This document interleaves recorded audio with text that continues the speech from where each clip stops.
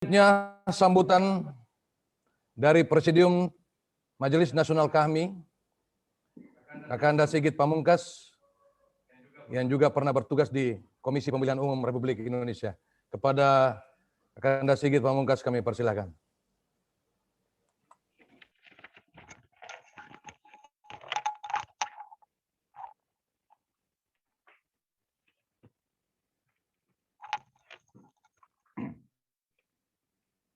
Assalamualaikum warahmatullahi wabarakatuh.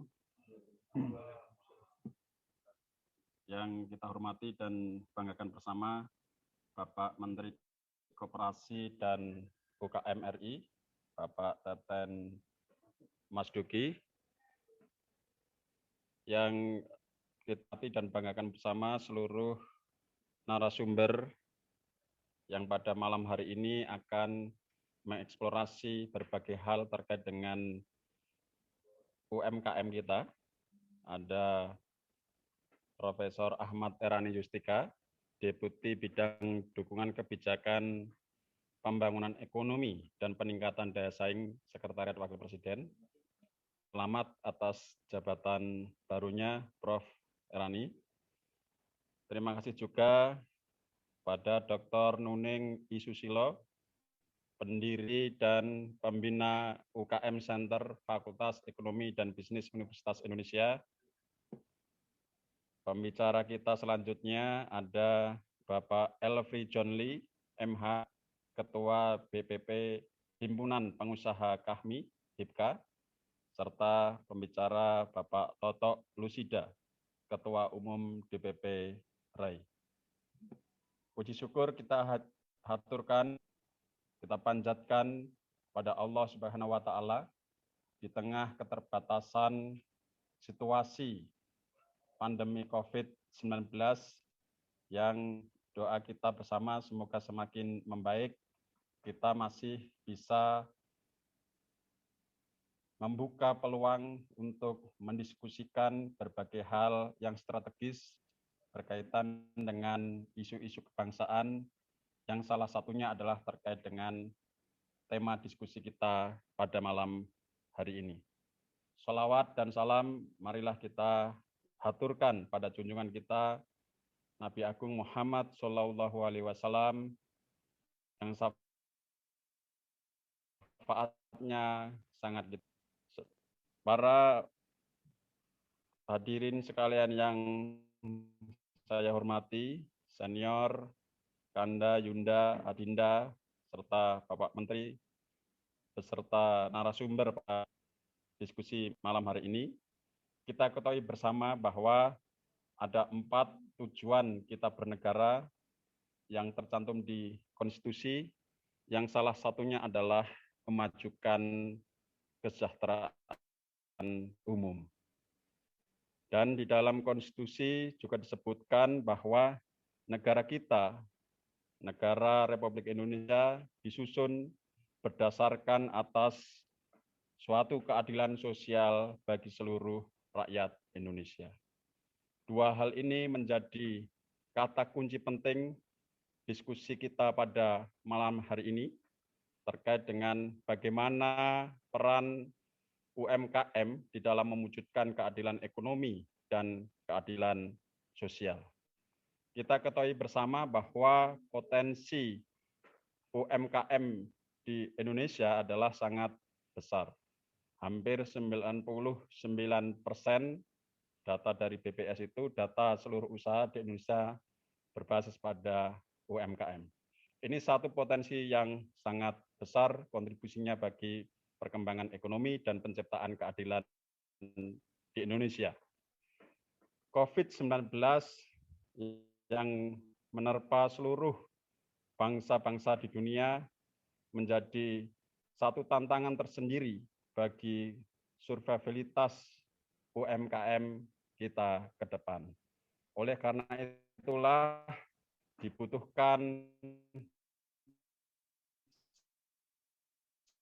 satu pemikiran kita bersama untuk memberi solusi, dan kita juga bersama-sama melihat bahwa ada regulasi baru yaitu Undang-Undang Nomor 11 Tahun 2020 yang salah satu misi besarnya adalah mengungkit pertumbuhan ekonomi dan dalam rangka menciptakan keadilan sosial. Dua hal penting itu akan menjadi diskusi kita bagaimana peluang di tengah pandemi COVID-19 dan hadirnya Undang-Undang Cipta Kerja menghadirkan keadilan ekonomi. Sekali lagi saya ucapkan kepada Bapak Menteri Koperasi dan UKM RI, Bapak Teten Masduki dan seluruh narasumber beserta peserta yang hadir dalam diskusi daring pada kesempatan malam hari ini. Salam dari seluruh Presidium Majelis Nasional kami.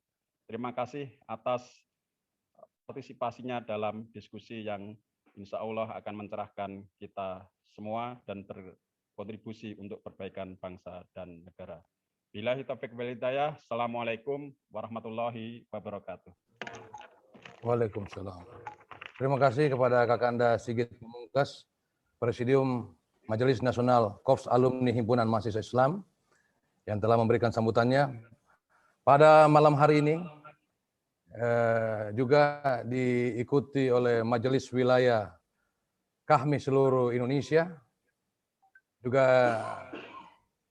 beberapa majelis daerah KAHMI seluruh Indonesia, pegiat koperasi UKM, masyarakat umum melalui YouTube, dan para pendekar koperasi UKM. Banyak kakanda-kakanda profesor doktor kita yang juga sudah masuk di Zoom pada malam hari ini. Untuk itu, sebelum kita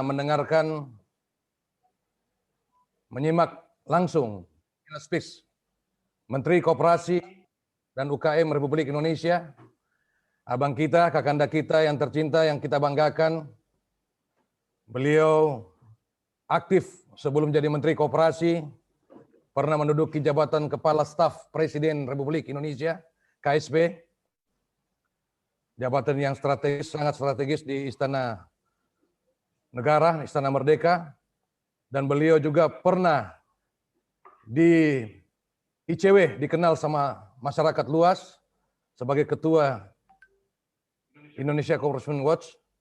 Beliau dikenal, sangat dikenal.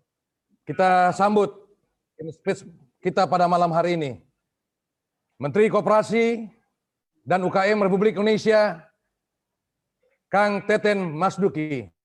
Kepada Kang Teten kami persilakan.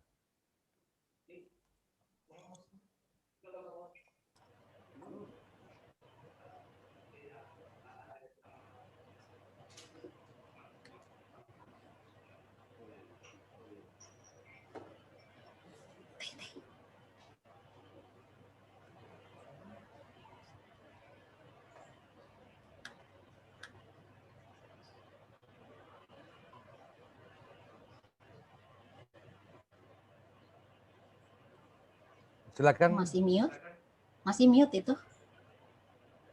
Kakanda Menteri, kami persilakan. Masih mute.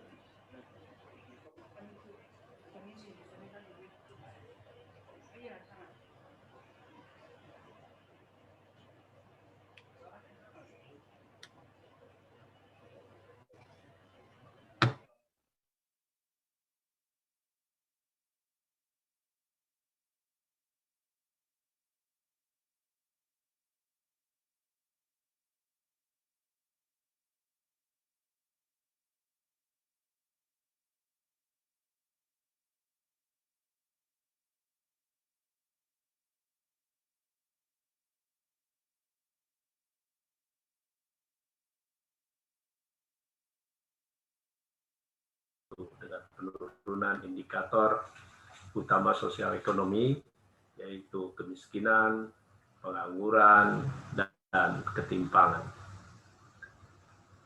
Sebelum pandemi, kinerja ekonomi kita relatif sudah cukup bagus dan terus mengalami peningkatan.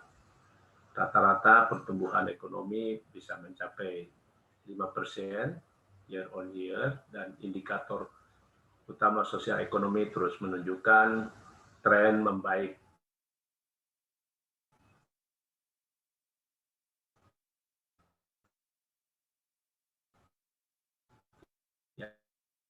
Antaranya penurunan angka kemiskinan pangan.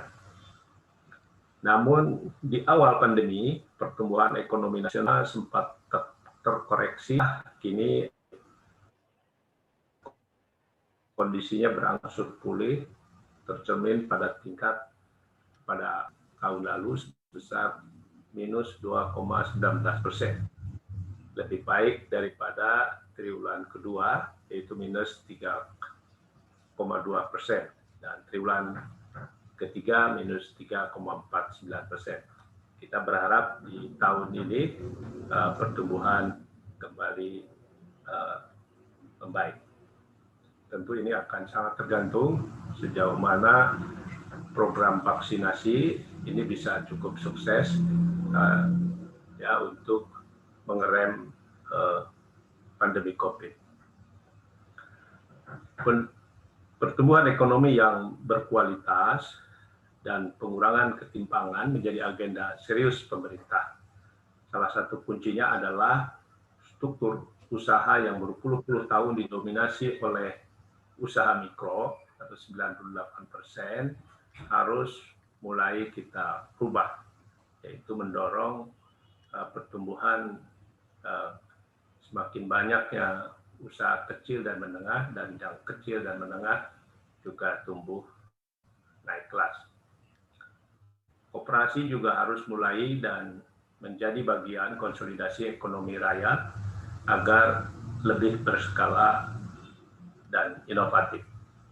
Petani-petani perorangan dalam skala sempit harus dikonsolidasi dalam bentuk korporasi sehingga masuk dalam skala ekonomi. Begitu juga kita harus sudah mulai tidak lagi membiarkan usaha-usaha mikro perorangan kecil-kecil dalam skala non-ekonomi. Ya, dan ini koperasi bisa menjadi salah satu instrumen untuk mengkonsolidasi usaha-usaha kecil perorangan dalam skala ekonomi. Ciri dari usaha mikro itu, kalau kita lihat, memang belum sepenuhnya terdata dengan baik. Rata-rata tidak akan harian. Ya, sulit mereka untuk bisa menambah kapasitas usaha dan lain sebagainya. Sangat dinamis dari sisi produk yang dijual maupun lokasi penjualan, masih unbankable dan seterusnya. Bahkan sangat rentan terhadap perubahan. Ini juga satu soal di mana porsi kredit perbankan untuk UMKM kita saat ini baru 20%.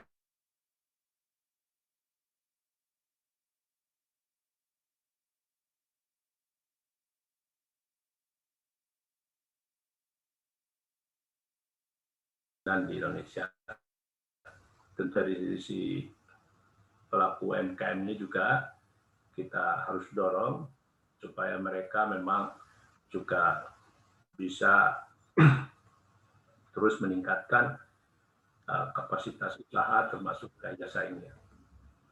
Nah, dalam rangka mempercepat pemulihan UMKM dan mewujudkan keadilan ekonomi, pemerintah telah menerbitkan peraturan pemerintah nomor 7 tahun 2021 tentang peraturan pelaksana Undang-Undang Cipta Kerja nomor 11 tahun 2020 tentang kemudahan perlindungan dan pemberdayaan koperasi dan UMKM.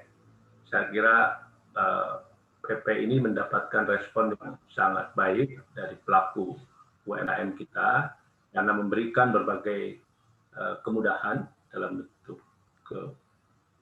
perizinan usaha, akses kepada pembiayaan, akses kepada pasar, termasuk juga akses terhadap pendampingan yang berkelanjutan.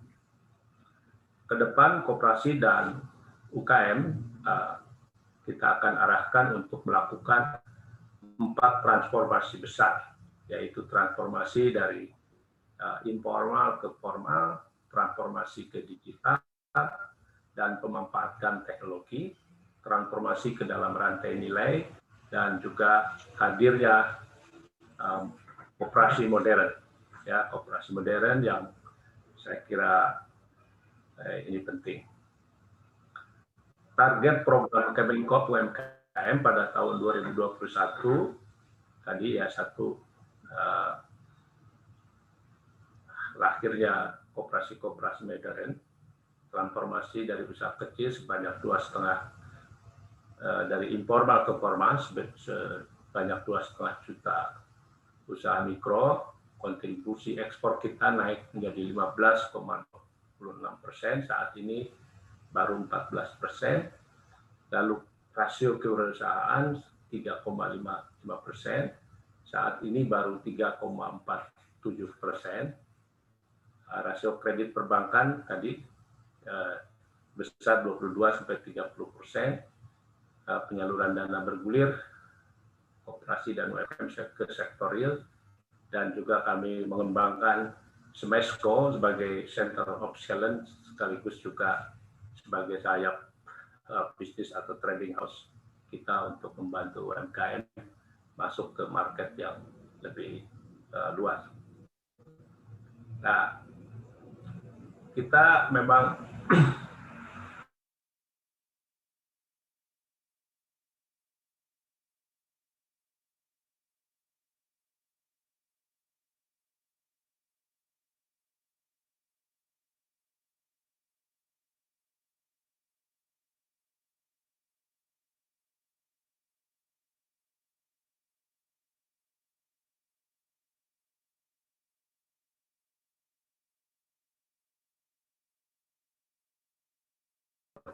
hubung kepada lembaga pembiayaan dan lain sebagainya. Ini PR besar kita yang saya kira kita harus sama-sama kita sikapi. Tentu ini juga tidak bisa dilakukan sendiri oleh pemerintah, butuh kolaborasi multi pihak, termasuk dengan keluarga besar kami, khususnya terkait dengan menciptakan wirausaha baru, dan terus mendukung dan menggalakkan produk dalam negeri seperti yang disampaikan oleh Pak Presiden untuk bangga, ya, cinta terhadap buatan Indonesia dan membeli dan mengkonsumsi produk lokal. Tentu kita tidak bisa sepenuhnya terbebas dari barang-barang impor, tapi setidaknya kalau bangsa kita sudah bisa membuat sendiri, ya, barang-barang konsumsi, nah, sehingga kita tidak perlu mengkonsumsi produk-produk luar. Kita punya market yang sangat besar, 27 juta orang, dan di tengah pandemi ini kita tahu bahwa yang terpukul adalah daya beli masyarakat, karena banyak orang kehilangan pekerjaan, kehilangan pendapatan, sehingga dengan daya beli terbatas ini, kalau diorientasikan untuk membeli produk buatan bangsa sendiri, produk lokal, barangkali ekonomi masih bisa berputar lebih baik. Kita tahu salah satu komponen dari kekuatan ekonomi nasional yang menggerakkan ekonomi nasional selama ini adalah konsumsi rumah tangga yang mencapai 57% sebelum pandemi. Kita galang untuk mengkonsumsi produk-produk dalam negeri buatan anak bangsanya sendiri. Selanjutnya beberapa inisiasi sudah berjalan dan akan diperkuat, diantaranya pengadaan tempat usaha bagi usaha menengah dan kecil minimal 30% dari infrastruktur publik. Ya, ini penting, saya kira, di mana ini semacam kebijakan afirmasi, sebab selama ini UMKM sulit untuk bisa berjualan di tempat-tempat strategis. Sekarang ini sudah jadi kebijakan minimal 30% dari infrastruktur publik itu harus disediakan untuk menjadi tempat usaha UMKM. Jadi nanti di bandara, di terminal, di resort, di rest area dan lain sebagainya itu harus untuk UMKM. Begitu juga belanja kementerian dan lembaga sekarang sudah dipatok 40% bagi UMKM. Dan juga tentu penting untuk mendapatkan kemitraan strategis